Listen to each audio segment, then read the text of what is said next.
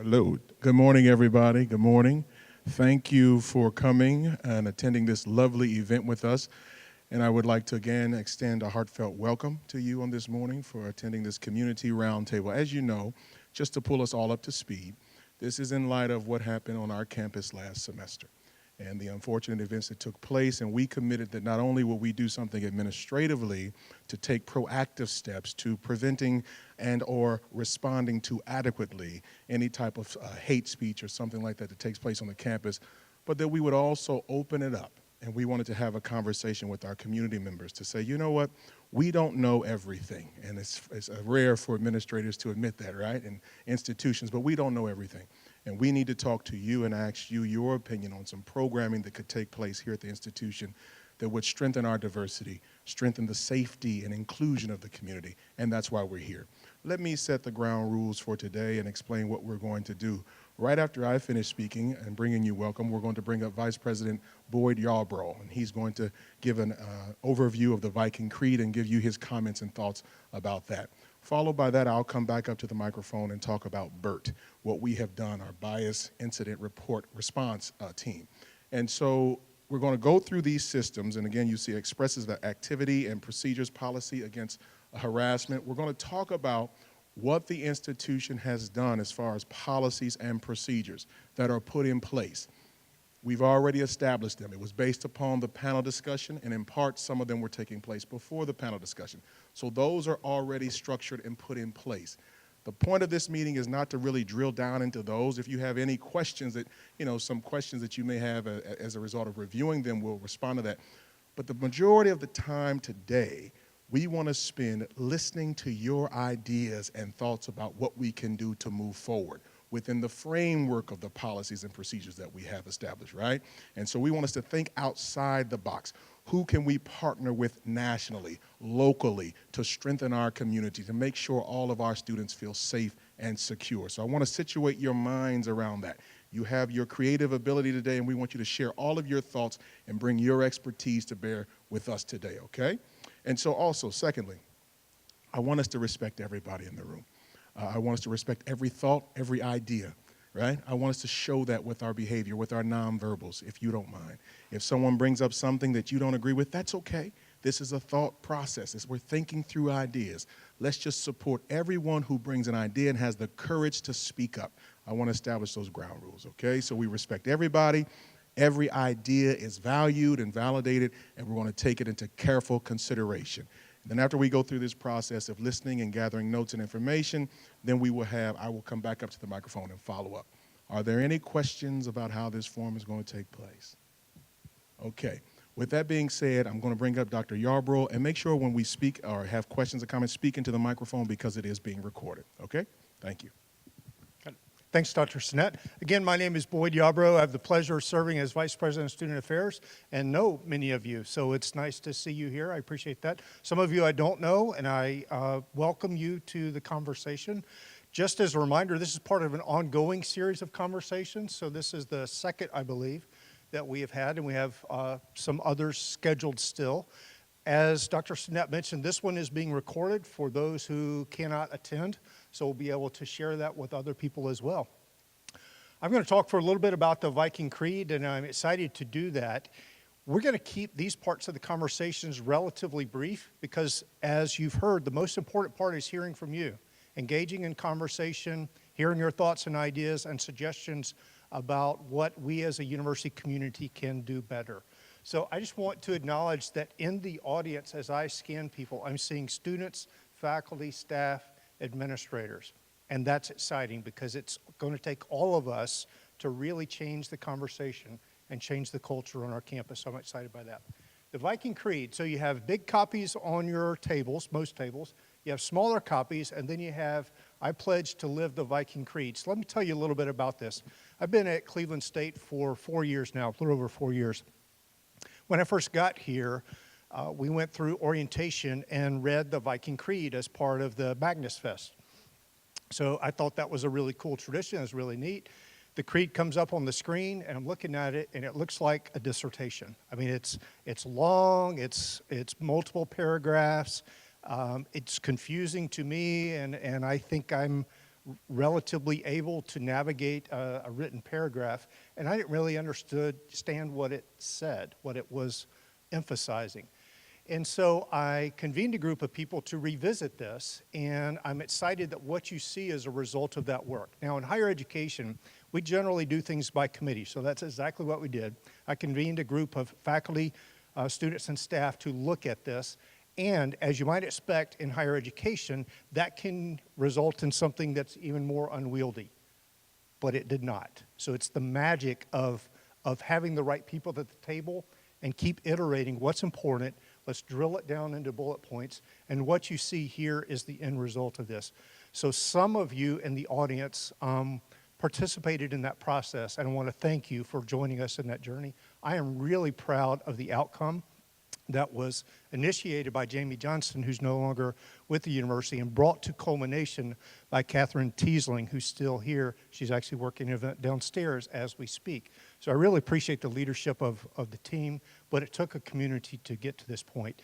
We launched this creed just this fall. Had a big video event that we had. We had an event downstairs in the atrium, and we invited students and faculty and community members and staff to sign and commit to the creed. And as you read through this, it is our hope as the group that worked on this, that this will be infused in all the work that we do. Every classroom, every student organization, every interaction that happens on campus, positive and negative. And I believe that if we use this as a framework, nothing but positive will come out of that. So I thank you for the opportunity. I'm not going to read the creed for you. You have that in front of you, but invite you to join us in making a commitment to the Viking Creed. Dr. Stinnett. Yeah. Follow the rule. Let's speak into the mic so that it can be recorded anytime we go around. But now I want to have a conversation with you about BIRT. How many were able to read about BIRT, Bias Incident Response Team? How many people were able to read that online? Okay, most of you. If not, we do have copies of it in the back if you want that on the table. But the Bias Incident Response Team, again, last semester, we didn't have a process in place to respond to this situation. And that's the area of opportunity to the growth for the university, right? And so sitting around the table as we've been going through this, he is now interim vice president, Rob Spademan. Rob Spademan brought up this idea, this acronym he gave us, this, talking about maybe we should think about that. That's the first time I heard about it. Now, somebody else may have done that, but I always like to give credit in a college setting, no plagiarism, give credit to the author. But anyway, someone brought it up, and I thought it was a fantastic idea. And we were around the table, the leadership, and we decided to do this. And so my colleagues are just amazing. And this was to make sure that, again, we had a proper system in place to respond to any bias incident that took place on the campus, that it ran through this system and that we could filter it, and to ensure that we were crossing all of our T's and dotting all of our I's, and as an institution that we were responding most appropriately. Because as we discovered in the last one, it was less than ideal how we responded to that initially, right? And we just humbly admit that. And so to that end, this team is comprised of volunteer leadership across the institution, representatives from departments such as student affairs, police, marketing, human resource, general counsel, the Office of Institutional Equity, my office, the Division of Diversity, marketing, and the Counseling Center. Okay, we have a representative from each one of those departments on this team. And so when a report is submitted, it goes to these point people and we review it to discuss what is the process now to get the ball rolling. Where should this go? Where should this land? How should we respond to this? We have to make sure our campus and our students feel safe immediately. What is the mode of communication to get that out? How are we going to address this ongoing? This team gathers themselves no matter where we're at, and we begin to put the process, the thinking process behind how we're going to respond to this, okay? And so you can submit these online. I think if you check out our website, on my website, the Division of Diversity, Inclusion, and Community Engagement in particular, it's situated there. It's also, is it also on your web page as well? Okay. Perfect. So it's also on the procedures and guides page. I think student affairs, exactly, it's on student affairs. And so it's all over the place, okay? You can do this electronically. You can make a phone call to the police department. We are connected, and they're going to set this process in motion so that we can adequately respond to what's going on. Okay, so that was critically important for us to really establish a protocol and a policy and procedure so that we could be on the same page as an institution to ensuring that all of our students feel safe and welcomed at this campus. And so are there any questions about BERT? Now, let me say this. It does not replace the role of individuals reporting incidents. Let me say it this way. If you're confused about whether or not you should report this through BERT, report it to BERT, okay? Because what we said is we will decipher and point it and push it in the right direction and connect it to the right folks. Every incident may not be a BERT response team incident. It may be the Office of Institutional Equity that takes it on and spearheads that, but if you can't think of anywhere else to go to BERT, right? And we will funnel it to the right folks. That's what I've been telling everybody, just so we have a centralized location and we don't want to make this overly complicated, all right? Any questions about BERT? Excellent. So we'll move forward, and I think we're going to have, okay, perfect. Rachel Lutner from the Office of Institutional Equity come up. So that was really convenient because Maurice was talking about the Office for Institutional Equity. So we have a policy at this university against discrimination, harassment, sexual violence, and retaliation. Our policy takes the broadest possible view of the types of issues that fall within it. So we prohibit discrimination on the basis of race, sex, gender, gender expression, gender identity, disability, national origin, genetic information, and anything else that is protected under state or federal law. So we look at it as broadly as possible in order to keep this campus as comfortable and respectful for everyone as possible. OIE, we conduct investigations. People can report incidents that they believe are discriminatory or harassing to OIE. We do a lot of informal problem solving. You never have to make a formal complaint for OIE to assist you. We do a lot of training, so if you ever think that there's that somebody or some area could use some training, we're always happy to do that. And you're always welcome to bring a support person if you come to OIE, and we'll do everything we can to help you. And just like Maurice with BERT, if it's not an OIE issue and you come to us, we will make sure that you know exactly where you should be going. Okay? And now, Rachel King. Thank you. I'm going to turn to the very mundane, which is the expressive activity procedures. So a couple of years ago, the board passed an expressive activity policy, which essentially made the statement that we want to respect free speech, but also keep our campus safe and allowed to do the functions that it is, which is to teach people. So this year, we adopted some procedures that go along with this. Would characterize these as kind of time, place, and manner restrictions. They talk about how big your signs can be, don't park on the sidewalk, how loud you can yell in your bullhorn. And then the last piece is about bulletin boards. And there's probably a lot of interest in this piece. This section of bulletin boards is also copied into our facilities use policies that apply to conference services. So the basic issue with bulletin boards is the university takes the position that every bulletin board on campus is owned by a department or by conference services. So only things that are, the goal is that only things that are approved by that department will go on the bulletin board. So these are not judgments based on content, except to the extent that each department should only post things that are relevant to their department. So we have a couple of ways of safeguarding against things that you may not want to see. People have to now deliver their postings in person. So someone has to come in and say, please post this on your bulletin board. They have to have contact information on that posting. So if someone comes in with a disturbing message and their contact information on it, they may be counseled that that's not a safe thing for them to be doing. And then for the most part, departments should have rules that say they are relevant to a university event or one for which people have booked university space.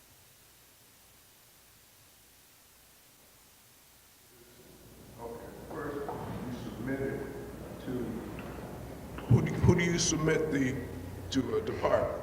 So if it is about a conference service event, an event that's going to be in one of our facilities, you can give it to conference services and they will distribute it among the 30 plus boards that they have.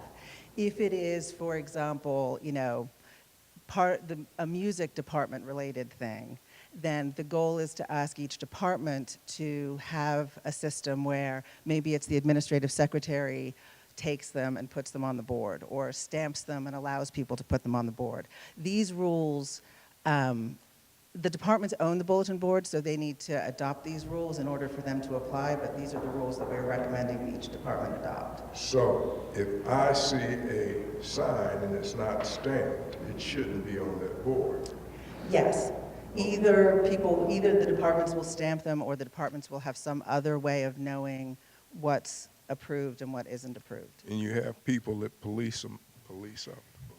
Yes, I know for the conference services boards that if facilities sees something that isn't stamped, right, that they will take it down.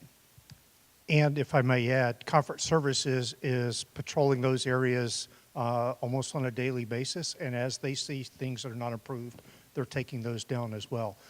Also, just as a point of information to make it simpler for you, you can contact conference services downstairs at the information desk, the first floor of the atrium, and that can get the whole thing started for those 30-plus bulletin boards across campus.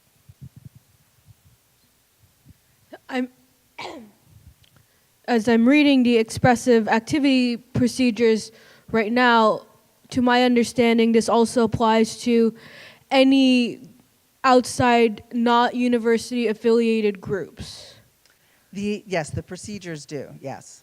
Okay. And the point where the bulletin boards converge is that these procedures make the point that only CSU things are on CSU bulletin boards, and also it addresses magazine racks, that outside entities are not supposed to leave magazine racks on campus. Okay. My question is in regards to the outdoor areas and in terms of the policy, when it was put in place, why was it decided? I'm curious why it was decided in effect to outside groups that aren't affiliated to the university, and what they can and can't do, because that was a problem right after the flyer went up. And if this is something you want to put off, that's fine, but... So in general, we are a public entity and members of the public can use our outdoor space. The policy we actually adopted was one that was developed or at least blessed by the Ohio Attorney General for all public universities in the state. And, you know, I think others can speak to this, but in general, we respect free speech and people's rights to express themselves. And so the purpose of these procedures is to put some restrictions or limitations around that so that the business of the university can still continue and everyone is sort of treated in the same way. And if these groups do cause unsafe environments, even if they don't like directly threaten anyone or have weapons, what procedures are there in regards to that? If they're, for example, saying bigoted things and making students feel unsafe, what's in place for that? Like if they don't have weapons and they're not being too loud, for example. So if it's just their message, I think they are permitted within these restrictions to express themselves, even if their message is unwelcome in general. If they are threatening, if they are causing so much harassment that there's a hostile environment that rises to the level of impacting our discrimination policy, then those are things that will be addressed under those policies. But in general, people can come, people can say things that are offensive and unwelcome, as long as they don't do it over 80 decibels. Are any of the people who are coming on regularly screened? And that's my last question for this. Not on a regular basis. I mean, you will see that the procedures request that if your group is going to be 100 people or more, that you give us notice so that the police can do an analysis and see what kind of security they might need. But no, there is no requirement in general that people be screened before they come. And if I may speak to that just a little bit, no group is screened on content. if we have awareness that groups have been problematic on campuses that have in ways that have resulted in violence or disruption to the campus, then that information is channeled to our police and they discern what kind of security might be necessary. So they're great partners of that. And then I also wanted to give a very tangible example, and I don't think we have anybody from the police here today, but the police are wonderful at responding and supporting students and outside groups' right to protest. So typically that happens on the outside of the Student Center courtyard on this side of the building. And sometimes there are protest and counter-protest. And all of that is welcome and is permitted by our policies. And the police and the Division of Student Affairs, I think, do a remarkable job of providing people space to say what they want to say, as long as people are respectful and safe. So for instance, last spring we had 4 different protests or counter-protests happening at the same time, and all of that was energetic and offensive to some until somebody got pushed. And then the police and I intervened and dealt with that, and then the rest of the groups were allowed to stay and say and do what they wanted to do. Right? So it's about keeping people safe. Cameron, if you get that. I was wondering if, I know there were some issues in the beginning of the year about chalk painting, kind of around campus. Is that addressed in this at all? I don't think it is. Shahada is our chalking expert. That's a good thing. Yes, so I don't know that everyone heard that, but chalking is not permitted on campus, is the simple. So what it says is nothing may be attached to or drawn on, parens, including with chalk or other temporary material, any sidewalk, street, or building. I have 2 questions. My first question is there, I'm not familiar with the campus, is there like areas that are designated around here that are not campus mixed in with campus locations, or is it generally all in one area? So we have public streets and sidewalks that run through our campus. So those are not ours. I mean, those belong to the city of Cleveland. And then I think we're mostly contiguous. I'm looking for someone with more, does anybody else know? I don't know. Do you know, Shahada? Within the campus, there are EH property, particularly sidewalks that move with Chester and 4th Street. All those roadways, those sidewalks go into the city of Cleveland. And specifically where the campus is interspersed with the city, like the Mid-Out building, these policies pertain to that space, but not the space the university doesn't control. That's a simple way to think about it. So if it's university property, these policies apply. And my other question was, so is there so like for faculty, staff, and students, is there a like non-discrimination policy of that like the students and the faculty have to abide by as far as like in the classrooms? So what makes that different than like this issue? So the short answer is our anti-discrimination policies apply everywhere. And it is one of the things that OIE judges is, is there, if someone complains, and they do routinely, about conduct in the classroom, is there some academic basis for what happened or is there not? And that's part of the judgment that OIE makes, is they look at any complaint of discrimination. So one of the things that angered me about the flyers earlier is because I didn't think it was speech, because there was no speaker, because they were, they didn't identify themselves. So I was really glad to hear you say that you've got contact information requirements now. Have you thought about contract rules? So if somebody puts a phone number up there and you call them for a week and they don't answer, is there something that says there has to be contact within some period of time, otherwise the contact information is not really contact information? Well, so it says postings must identify the host/sponsor and include contact information. I think if you call and find out it's not a real phone number or not a real email, then they didn't include their contact information. Well, it could be a real one, but But it's just nobody they ever don't calls you pick back? it up for a week or something like that. You know, I mean, that's just one example. Right. So contact information is part of it, but rules about contact information is another one. Yeah, I mean, I think as long as it's legitimate, as long as it is their phone number in their email, then it meets this standard.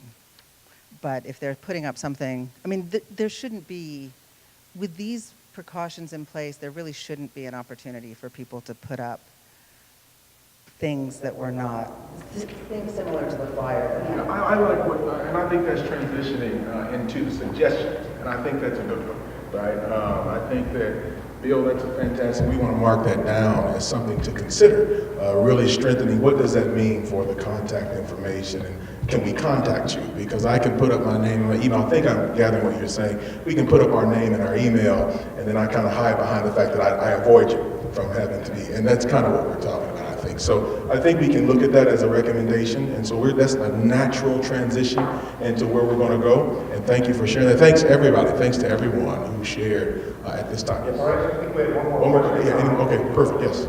I had a question for Ms. King here. My question is, in the past, for example, anti-abortion protesters came on campus. They were wearing cameras and recording students as they passed by, recording students who stopped and talked to them. A Christian preacher put up a camera and was recording his sermon and the responses to it. I don't see it in the policy, so I would like to know what is the policy surrounding cameras and recording students on campus when engaging in these activities? I mean, you said it yourself, it is not addressed in the policy. I don't know that it's realistic to, I don't think we could ban cameras. I mean, everyone has a phone, so it is, I mean, the answer is, there isn't a policy on that. I think, again, that is a wonderful, yeah, that's, again, But I it's a will say this, suggestion. to the extent that it creates a hostile environment and it constitutes harassment, then it violates our discrimination policies. If it doesn't, then it's permitted. Rachel, did you want to add anything? I saw you. Yeah, so if what they were doing was possibly harassing maybe somebody who didn't agree with like their view of maybe abortion is a sin or something, then it might be something that we could look at through the policy against discrimination, harassment, and sexual violence, especially if it was making students or our employees, or guests feel uncomfortable. Because we don't know what they're doing with this footage after they leave. That's my main concern. We don't know what they're doing with it. Are you disseminating it? Could disseminating it put a student at risk? That's a great, listen, I think that falls under the category that we need to put that down, because that's something we need to wrestle with. We haven't thought about that. And so I think when Bill and Aisha come up and start facilitating, if we could write those two down, number one, contact information, what does that really mean, what's that look like, and how do we follow up to ensure that we can get a hold of the people. Number two is when someone comes on our campus and is recording, especially from outside, how does that make our students potentially vulnerable to something? I think that we need to explore that. That's a great idea. I see a hand right here. I don't know if this is true or not, but from what I heard that when people record you, isn't that like your personal, you can say, I don't consent to be recorded, or are they still allowed to record you after you say it? So in Ohio, we're a one-party recording.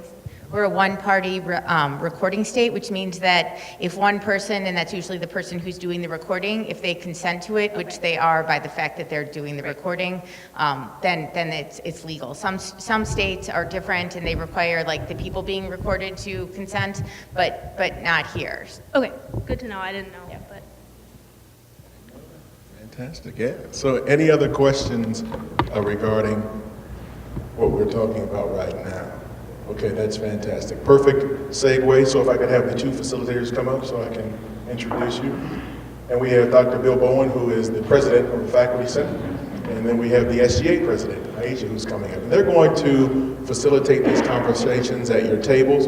opening this up. Again, just as you've already heard, ideas on how to strengthen and further improve our processes, our policies, but most importantly, programs that we can bring or partnerships that we can develop with institutions, organizations around to make our campus more safe and inclusive. So I'll pass it to you two, and then you can facilitate how you want to set this up. So we have 2 ideas so far, right? Are you going to get those 2 written down?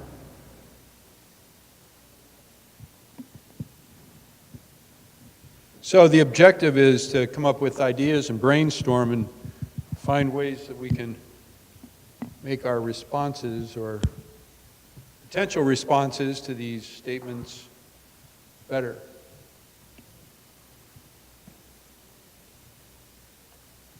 I think we're all in agreement that last time there were some issues. Yes? I like the idea about the contact information. I like the idea about addressing contact information, possibly requiring actual contact to make sure that it's legitimate and you can actually reach the person. And maybe also in the information requiring a student ID or some other form of identification. Because my understanding was somebody said that people have to physically come in to present a document. So possibly actually make contact with, do you want to, she needs a microphone here. Do we have shortage of microphones? We have 2. I can talk. I can talk louder too. It's okay. Yeah. Okay. So you're saying require the contact information. Okay. Maintain actual. Okay. Right, so I was going to follow up to verification. So whether you look at their driver's license, copy the student ID, get some, really looking at something that is considered a form of identification and somehow making a record of that. So verify contact information. That's a good idea. Mm-hmm. Okay, can everybody read what I'm writing? Is it big enough or should I? Okay. For flyers?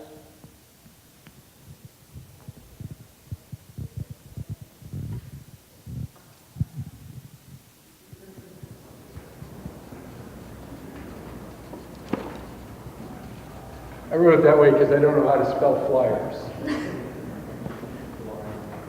Yeah, 2 choices, I or Y. I-E-R. Or Y. Okay, or Y, both work?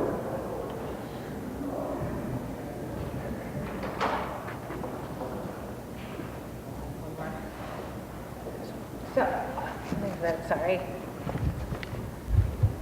So one of my takeaways from last time is that there didn't really seem to be a platform for marginalized groups or individuals to really feel like they had a place to be heard. So during the forum, I felt like there was a lot of people really just trying to have their voice heard. And even when the president and administration, were up there saying, "Hey, we'd like to, these are the things that we'd like to do to solve a problem,"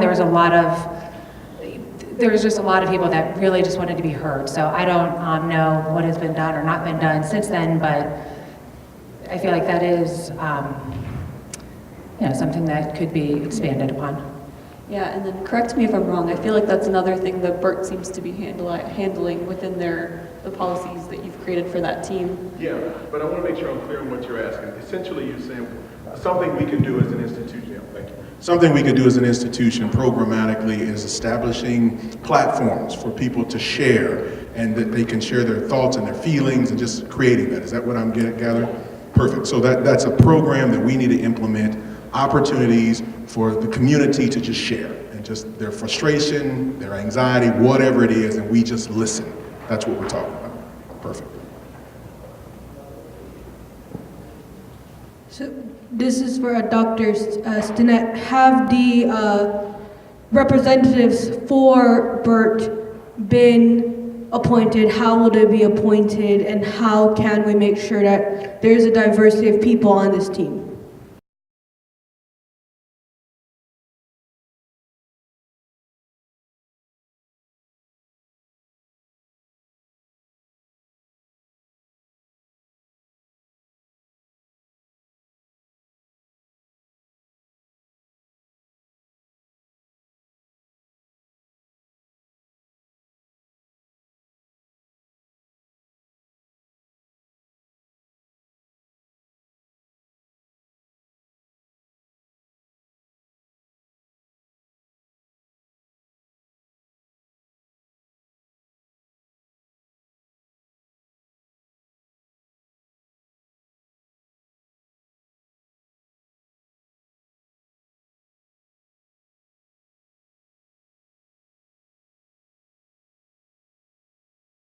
messaging is appropriate and sensitive to the group that is being targeted. How would you say that in a different way? I don't know, like, is there a system in place now that there will be contact between those putting out university messages in response to things and the actual groups that are targeted to make sure that we're not offending anyone when talking about groups, and that, you know, we're being sensitive to the group that's being targeted when talking about them on a large scale?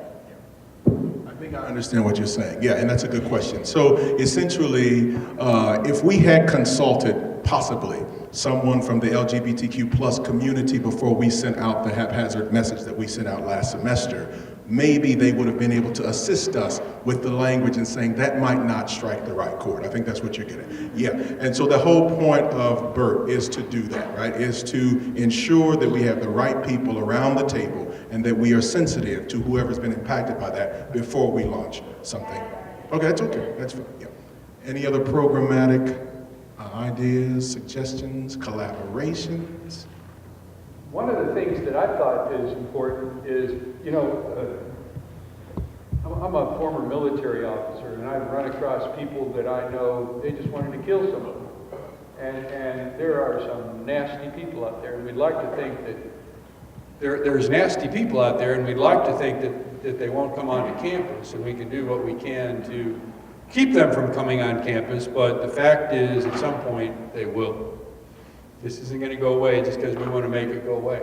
And so it seems to me one of the points of important things is to help ourselves learn how to deal with things, which is what we're doing now, but to help, you know, there's psychological responses, there's tactics that are ways that people can respond that are helpful.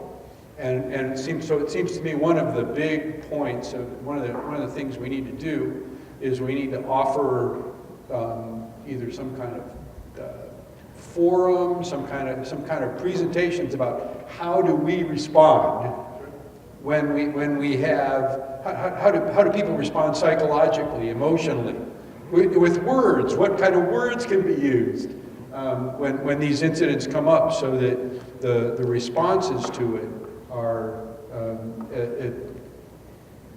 maybe even turn it into opportunities for you know, increasing inclusion and increasing levels of acceptance from people. That was one of the things I heard the chairman of our board of trustees do so well, and I thought it was just dead on accurate. Is when this happened, his point was we need to turn this into an opportunity. This sad situation into an opportunity to get Cleveland State to help develop ourselves to the point at which we become a nationally recognized place where people go who have the unfortune of having had people marginalize them or you know, act against them. And it takes proactive, here's how we're going to do it kind of thing.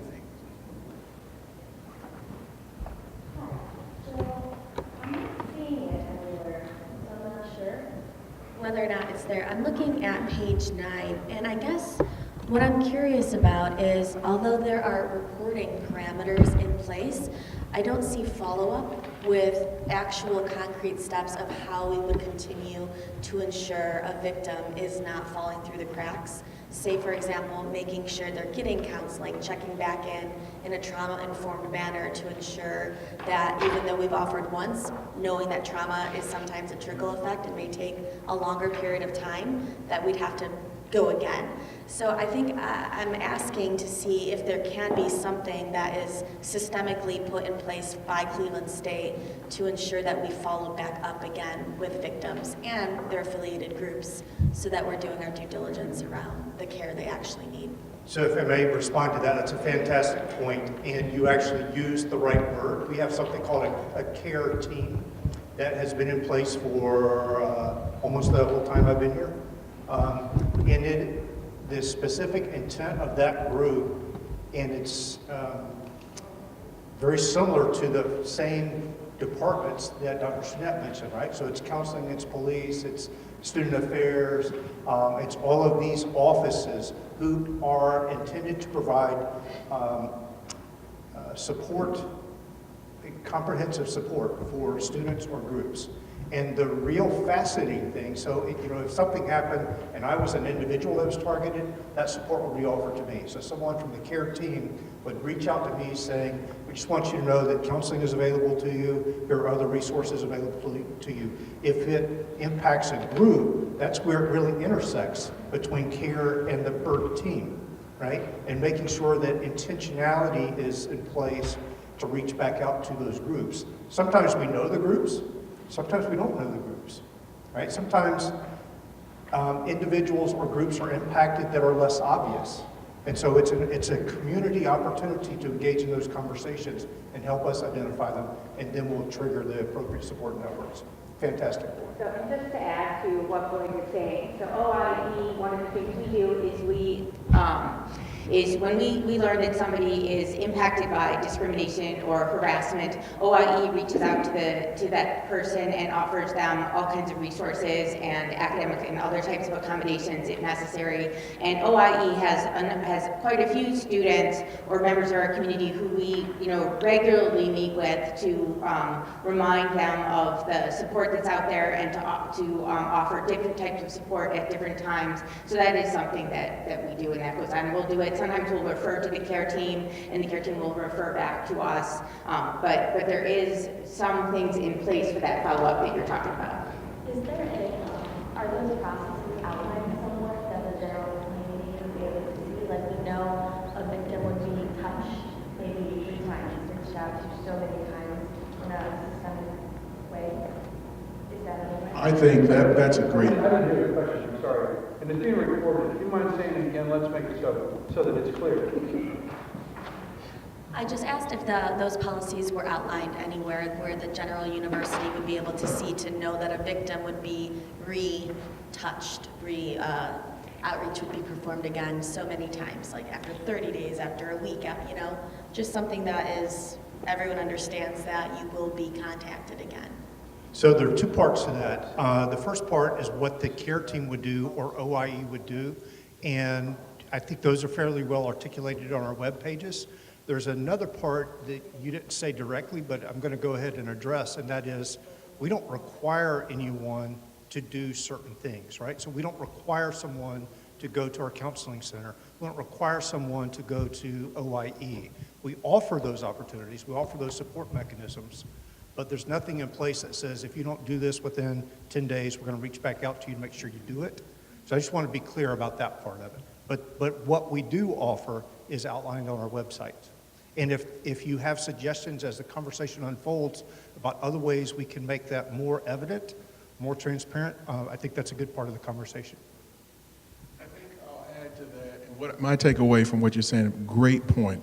I think something we can do is think about ways when we have these forums and talk about this to the general public, is to highlight and raise what the supports are and to talk about the processes and systems in place on an ongoing basis. So that's something programmatically we could do as an institution when we hold these public forums or community engagement types of activities to really express and to illustrate and to show where the supports are at, the systems are at, and what they look like. And I think that's programmatically something we can do. So that's fantastic, okay? Yeah, I was just wondering, as far as like the flyers and signage and everything around campus goes, do you have like a set policy? I know as far as like speech goes or, written words goes, it's like held on a case-to-case basis from what I gathered. But is there like a specific outline of like photos and things? Because I know that a lot of what people had an issue with that flyer was the fact that there was someone being hung on it. So I was just wondering if you had a policy stating potentially triggering images, such as like gore or violence or anything, that could just be campus-wide, saying like, don't put these things on a poster?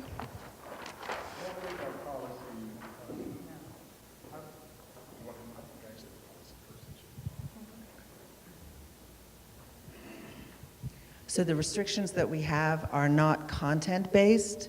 But in terms of certainly flyers, the bulletin board restrictions, because it has to be related to a department or an event, presumably would not have those types of images. But we can't actually specifically regulate. The First Amendment doesn't allow us to say this type of picture is okay, that type of picture is not okay. I know that this was discussed at other forums and discussions, but I would like to know what the status of considering added sensitivity training and expanding that sensitivity training beyond the LGBT community. I'd like to know how that's going, who's in charge of it, how will it be advertised to staff, what any possible requirements. That's perfect, exactly. And that's a suggestion, and we are moving in that direction, and that's what we're looking for with this. We had heard that previously before this meeting, but that's exactly right. We're implementing that. At our last meeting, there was even conversation about training for faculty and staff and diversity of faculty and staff, ongoing training. And my office is positioning itself, just full disclosure, I've hired 2 new individuals in my office to work as an associate vice president for institutional diversity and a director of a diversity institute that will focus solely on what you're talking about. I think I saw your hand too, Maris. That will focus solely on what you're talking about in training and developing an ongoing training, not one and done. Okay, this is ongoing work that we have to commit to, but that's a fantastic recommendation as far as programmatically something we can do, and we will keep you abreast on how that's looking. All right, I see you back there, so I'm gonna go over here first. Keeping in mind that recently colleges and universities across the country have become the target of agitators, let's put it that way, I think this may relate more to the bigger picture that's coming up down the pike, but I can see strong connections between the work we're discussing here, we're planning for here, and the larger Cleveland community. So I know it all takes time and resources, but it would be helpful for the city of Cleveland or the metro area to look at CSU as a center for such conversations that will have gone on for a while, but because we don't live in a bubble. And if students who represent marginalized groups feel safe here, hopefully, but they don't feel safe when they go home or the other way around, then there is a disconnect that'll tear down what we're trying to accomplish here. So maybe tapping into the resources and the structures that Cleveland has to offer, letting them know that we exist and this is what we're trying to do, and maybe bring them to the table. Mine was just a really quick recommendation. So you mentioned the department boards across campus, and I guess one of the things, if it doesn't already exist, is perhaps a point of contact in the departments that lives with conference services, so that if you're trying to get on a department board for whatever reason, you still have a one place to go, centralized place. So. One other piece I just noticed as I was looking through this, and I'm not a student, not on campus here. I'm with Equality Ohio, the statewide LGBTQ education advocacy organization, and we look at these policies a lot within cities. But just as I was looking through this, I didn't see, I see lots of information about reporting. I don't see anything about a remedy or what happens when someone violates this policy. And so I would just encourage you, the closest that I see is section F1 that just talks kind of about the Office for Institutional Equity would respond and take appropriate remedial measures. But I just wonder if that's something that's worth spelling out to say, if you commit these things on campus, if you communicate this is a remedy. This is how we would actually respond for not just the person who maybe has been violated or who is the victim, but the person who has committed that.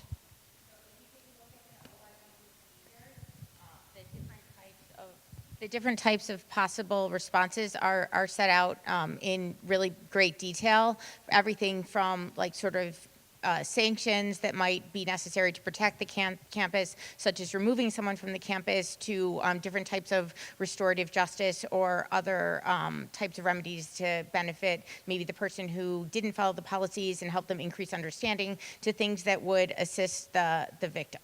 So that stuff is spelled out in the policies towards the end. Procedures, yeah.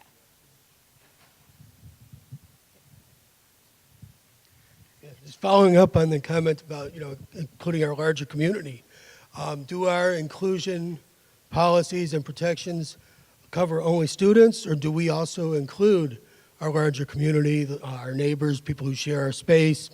An example might be someone who's homeless, who is in our library because it's below zero outside. Are they welcome? How do we make them feel included or welcome? They may be someone who would like to become a future student. Do we have any safeguards to protect them? Do we have any way to help them to feel welcome? Do we offer any services? Do we have a way for them to sign in on our computers if they're looking for a job or looking to apply to school? Thank you.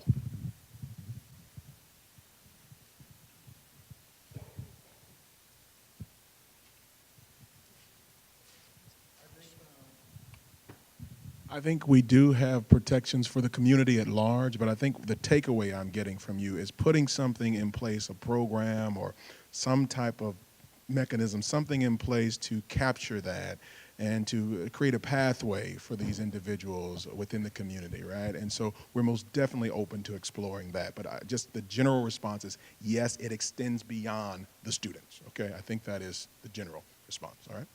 Very good, yes.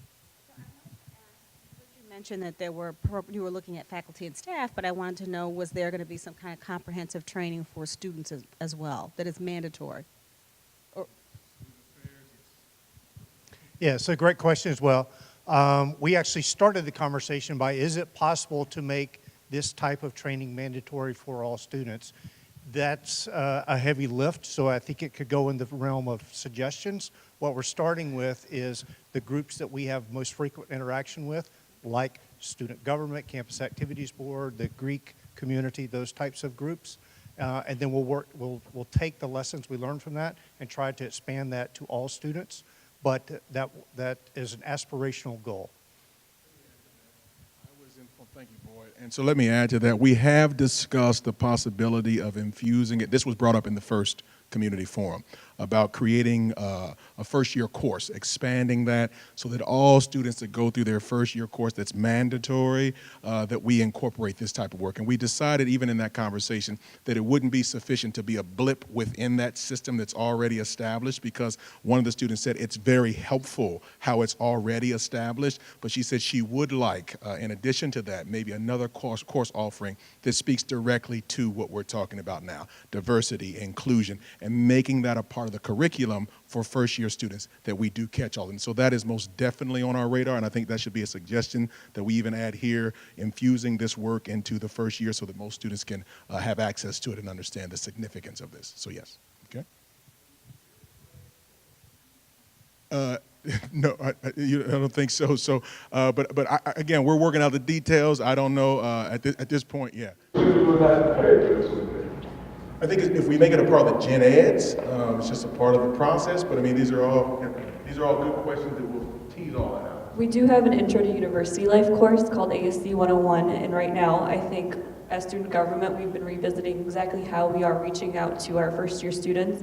Maybe that's like a peer-to-peer relationship or something of the sort, but I think the moment that students step on campus, that should be a message that reaches them, whether that's orientation or a class. And ASC 101 is actually a pass or fail class, so I think that's also a good message. If you got the message, you passed it. Beer. We have a question here. Okay, let them go in the order that they have, okay, and then we'll get back to you. So please, yeah. Well, I guess my question is, maybe not really a question. I just want to know if there is like some training in place for like the staff to handle, like maybe you have like a student who is acting up in class, and is there like some, program in place for like the staff to be able to handle it? Suggestion, and we need to make sure, I don't want to tell you definitively yes, but that is something we need to make sure about. We need to inquire and possibly implement. And when you say acting out, Michael, when you say acting out, what do you mean? There are just certain people, students that are like, they like chaos, like they will create chaos because that's what they just want to see what's going to happen. People just incite things like that. Yeah. So I know like the staff is not always prepared for stuff, something like that. And no one is ever prepared for something like that. So I'm just like, is there something that can be done about that? That's what I'm Absolutely. asking. That's a great suggestion. What type of training have we put in place for Right. staff and faculty when students or individuals, period, are creating a hostile environment? Correct, yeah. How do they respond to that? Right. And we need to make sure they're properly trained to do so. That's a great suggestion, because you're right. Students can come in and using the freedom of speech, start saying things, creating an environment. Have we trained the leaders of that room to be able to adequately respond to that? That's a great suggestion. Yes. Good afternoon. I want to go back to the things that are set in place for certain incidents that might happen on campus. I am a first-year student of Cleveland State, and last semester I got I was taking 4 classes and I got an extra course, and it was for sexual violence. And since I'm a work-study student and I work in the business management department, I was asking Professor, did I have to do this? Because it wasn't a part of my curriculum. I didn't pay for the course, and they said, yeah. So I took it. I noticed Miss Rachel on there, and it was just a course on sexual violence, and it went through a lot of things of what to look out for, what you should do, who you should contact. If they have other things that are given to first-year students, first semester students along that, because we're already on the computers while we're here all day anyway. You don't have to make it a requirement, but it should be something set up to where you know that each student has done this, read this, passed this, and understands this. That's a great suggestion. Let's add that one. So essentially, it's an automated, it's set up in a way to where you click on it and you can, just like a course. Okay. Okay. So It's a Blackboard shell. The Blackboard course that. Yeah, we've got that now, don't we? I mean, that. Yes, Title IX. Yeah, it's a Title IX course. So everybody does have to take that now. And at least from my perspective on the faculty, you know, the issues with it are about giving academic credit for it. But I think we can work it out. All over the country, people have such courses, and it's just kind of a requirement. Right? Not much to say past that. Just to speak to the gentleman's response about chaos in the classroom, I would suggest that you add conflict management as part of your diversity repertoire. Conflict management. Yes, thank you. First of all, I want to say that I think this sensitivity training for student government would be a great idea.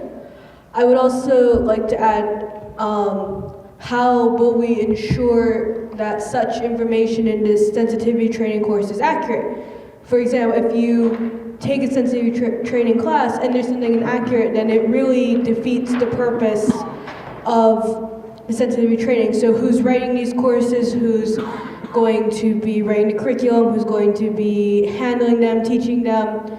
Will faculty or students maybe of these marginalized groups be able to look these over and say, yes, this is accurate, this isn't, or possibly even speak to classes taking sensitivity training? What do you think? That's a perfect, I'm going to reframe what you're saying and pose it as what we need to do. You're suggesting is that, number one, we create these sensitivity trainings. Number two, ensure that we are aligned with those leaders in the field that are assisting us in developing them and having student voice, faculty voice, community voice around those issues. That's what you're proposing, and I agree with you, okay? Makes absolute sense. And so that's a program. So when we create it, number one, but to ensure we have the right people around the table to give us what is the most accurate information and up-to-date best practices around whatever we're doing, and then also incorporating student and community voice in that. That's a fantastic suggestion. Yes.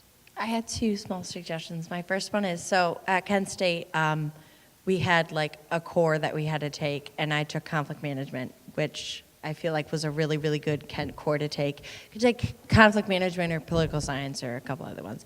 So I think that conflict management is a really good way to give someone credit and to have them take a course that's really, important for social interaction, especially at the age that most college students are. And my second point was, I don't know so I know that for a lot of transfer students, they are exempt from a lot of courses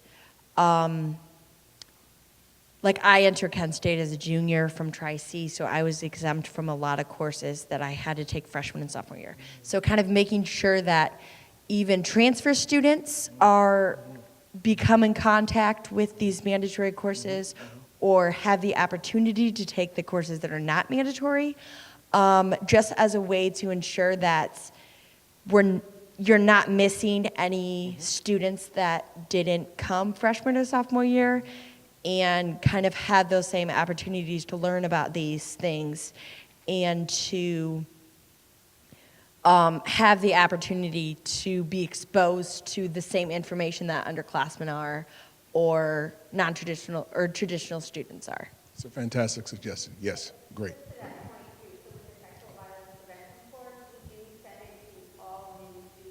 Including transfer students, exactly for the reason you said, because some of this information is really important. So at least there's we do try to do that. Yeah.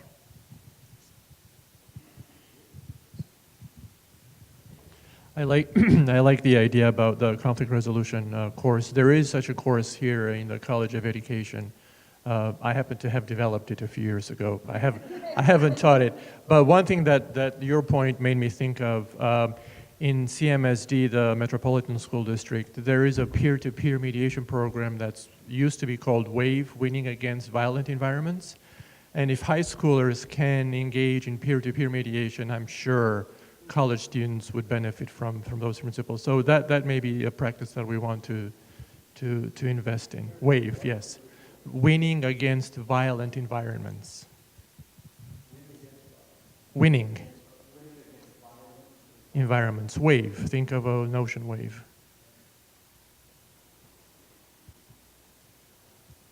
Any others?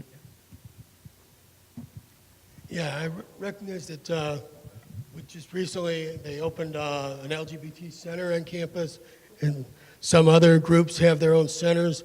Would space be available to any vulnerable or oppressed group that feels they need a safe space to gather?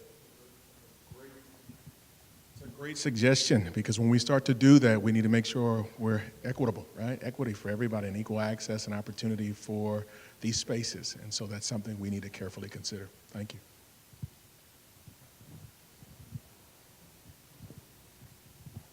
I wanted to go back to the Blackboard Title IX course.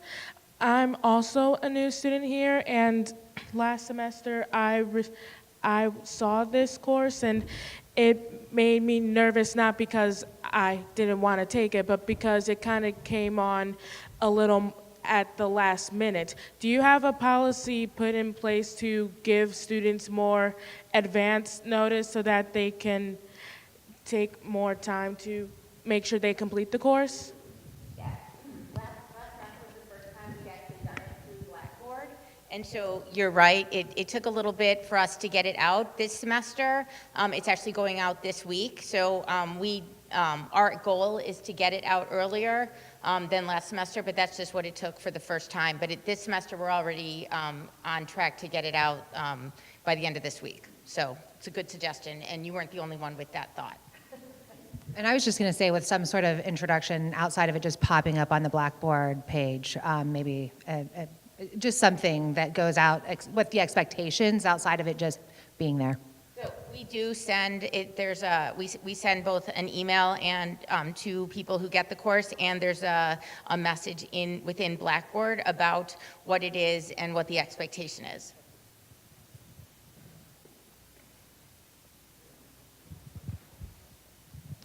One issue that has been noted across the country in terms of any type of training has to do with the fact that it only scratches the surface. So unless we take on the challenge of inserting, and I noticed that Bill made a note on the previous sheet, inserting topics that we discuss here in the curriculum so that students and faculty and staff have opportunities to delve deeper into what it means to do this or not to do this or to ignore that practice, may only continue the deficit that we're faced with. So again, there's a gap between how we think we would work as a democratic society and how we actually work or not. So I think trying to find ways to entice faculty to tap into their expertise, bring people around the table, and create coursework that would speak to how we want to be. We eventually have to come together as a society in whenever that'll happen, but we have to find a path to get there. Finding strategies, a program would be, and did you say it's already up here, or do we need to add? Okay. One thing that could be useful along those lines is the board has asked, I know the faculty and I believe the students and the staff to come up with priorities. And there's a group, and I don't know where that student group is, but Here, I'm a part of that. Oh, group. yeah, okay. So you could talk about that, and that would be something that when our new president comes on board. I mean, Safety is definitely one of our priorities. So I will definitely come back to that group and make sure that we hit that point home.